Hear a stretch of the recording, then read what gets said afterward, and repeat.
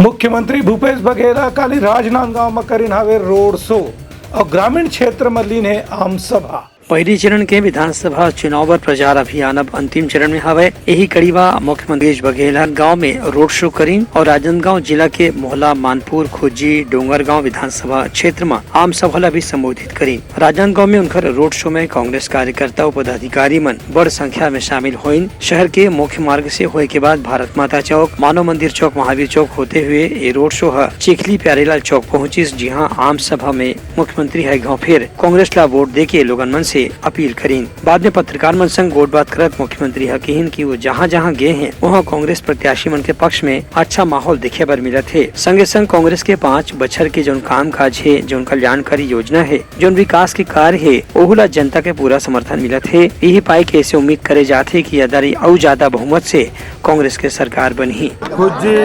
डोंगरगांव में आम सभा के बाद आज रोड शो राजनांदगांव में हुआ।